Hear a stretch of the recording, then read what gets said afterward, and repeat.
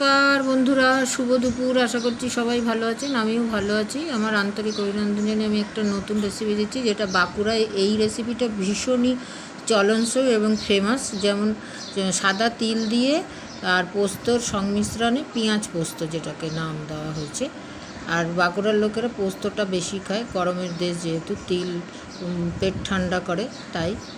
তাহলে চলুন কি করে করছি আমি দেখাচ্ছি। আমি প্রথমে বেশ খানিকটা পেঁয়াজ কুচিয়ে রেখেছি, তার সঙ্গে কিছুটা কাঁচা লঙ্কাও কুচিয়ে রেখেছি। তারপরে আমি এই যে প্রায় 12-15 গ্রাম মতো আমি সাদা তিল এবং তার সঙ্গে অল্প পোস্ত নিয়ে বেটে রেখেছি শুকনো করে, এবং শুকনো মানে অল্প জল দিয়ে। তারপরে কড়াইয়ে সরষের তেল দিয়ে পেঁয়াজ আর কুচো লঙ্কাটাকে, কাঁচা লঙ্কাটাকে ভাজতে দিলাম। তবে ভাজাটা এরকম একদম করকরে যেন না হয়, অল্প লাল লাল হবে। তখন আমি ওই তিল পোস্ত বাটাটা এবং মশলা হিসেবে দিয়েছি শুধু নুন, হলুদ আর একটু লাল লঙ্কার গুঁড়ো, মানে ঝাল লঙ্কা, যেটা লাল নয়, ঝাল লঙ্কার গুঁড়ো দিয়ে আমি এই রেসিপিটা প্রথমে একটু বেশি আঁচে করে, তারপর আঁচটা কমিয়ে ঢেকে ঢেকে এরকম নেড়ে নেড়ে লাল লাল লাল লাল বানাতে হবে। এবং খুবই সুস্বাদু এই রেসিপিটা।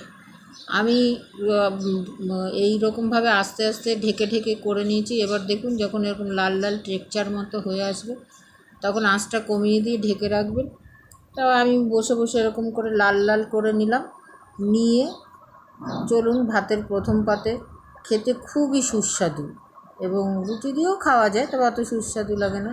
তারপর আমি এই যে লাল লাল হলো যখন, তখন নামিয়ে পরিবেশন করলাম। বাঁকুড়ায় কিন্তু চলতে আছে, মাছ মাংস যাই করুন না কেন, আপনাদের বিয়ে অনুষ্ঠানে আপনার পোস্তর রেসিপি একটা রাখতেই হবে।